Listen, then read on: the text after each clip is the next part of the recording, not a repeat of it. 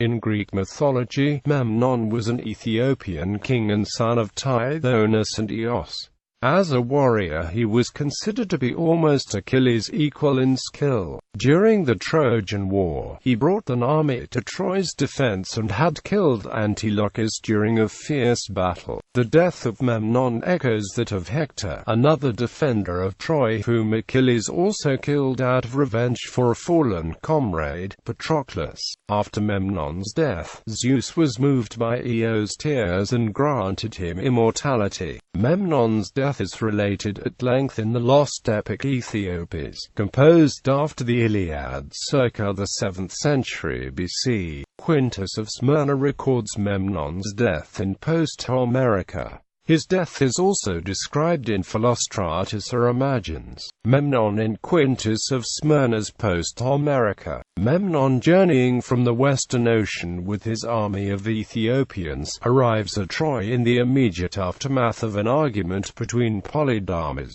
Helen, and Priam that centers on whether or not the Ethiopian king will show up at all. Memnon's army is described as being too big to be counted, and his arrival starts a huge banquet in his honor. As per usual, the two leaders end the dinner by exchanging glorious war stories, and Memnon's tales lead Priam to declare that the Ethiopian king will be Troy's savior. Despite this, Memnon is very humble and warns that his strength will, he hopes, be seen in battle, although he believes it is unwise to boast at dinner before the next day's battle. So great is the divine love towards Memnon that Zeus makes all the other Olympians promise not to interfere in the fighting. In battle, Memnon kills Nestor's son, Antilochus, after Antilochus has killed Memnon's dear comrade, Aesop. Seeking vengeance, and despite his age, Nestor tries to fight Memnon, but the Ethiopian warrior insists it would not be just to fight such an old man, and respects Nestor so much that he refuses to fight. In this way, Memnon is seen as very similar to Achilles. Both of them have strong sets of values that are looked upon favorably by the warrior culture of the time. When Memnon reaches the Greek ships, Nestor begs Achilles to fight him and avenge Antilochus,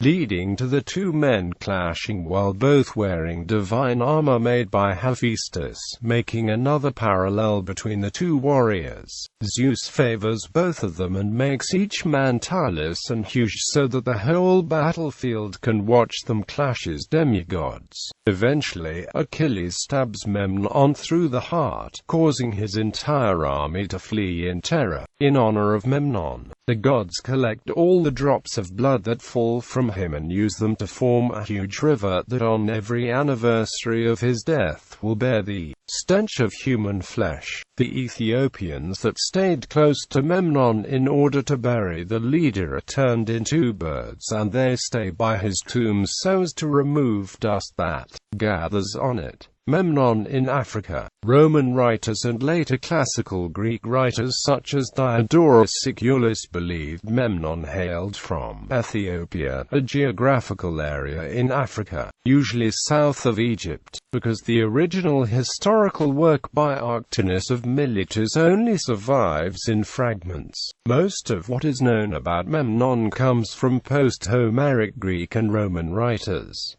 Homer only makes passing mention to Memnon in the Odyssey. Herodotus called Susa the city of Memnon. Herodotus describes two tall statues with Egyptian and Ethiopian dress that some, he says, identify as Memnon. He disagrees, having previously stated that he believes it to Sesostris. One of the statues was on the road from Smyrna to Sardis.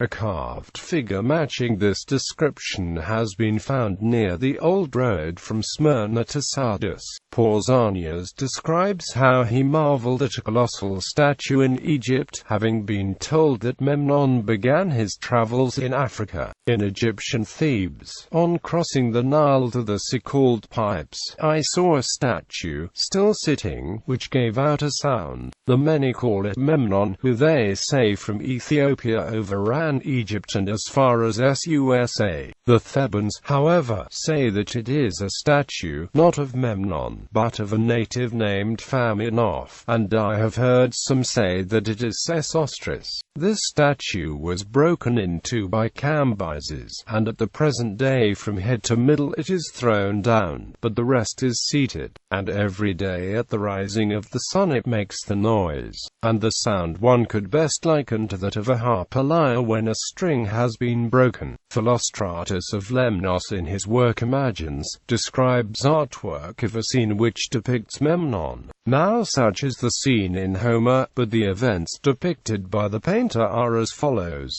Memnon coming from Ethiopia slays Antilochus, who has thrown himself in front of this father, and he seems to strike terror among the Achaeans, for before Memnon's time black men were but a subject for story, and the Achaeans, gaining possession of the body, lament Antilochus, both the sons of Atreus and the Ethiopian and the son of Tydeus and the two heroes of the same name. According to Manetho, Memnon and the 8th pharaoh of the 18th dynasty Amenophis was one and the same king. According to Homer in the Iliad, the fame of the Achaeans will reach as far as the dawn spreads. The geography of this is referring to the western ends of the earth. When dawn and the sun spreads over the earth starting from the east, they journey west to Oceanus, near land of the Ethiopians, toward the sunset and the Atlas Mountains. And when Homer speaks of the fame of the Achaeans reaching as far as the dawn spreads,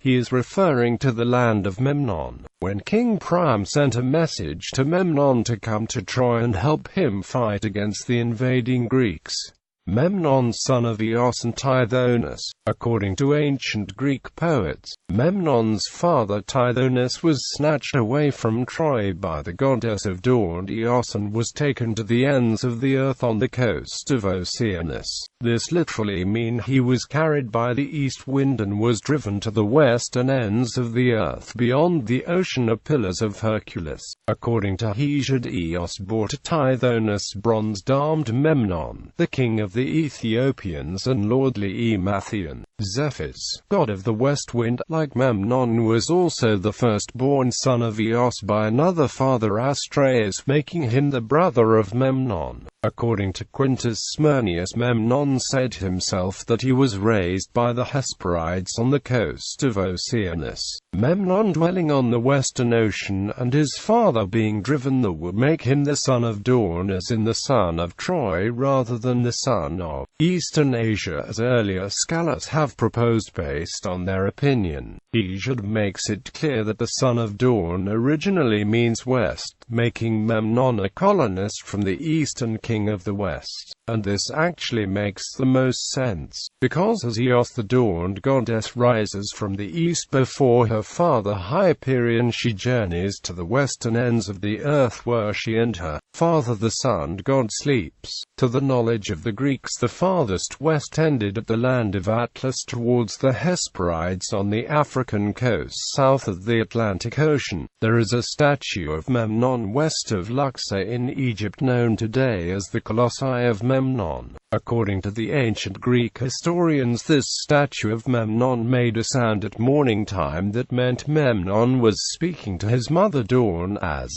she rises in the east while he dwells in the west, making him the son of dawn and ruler of the west.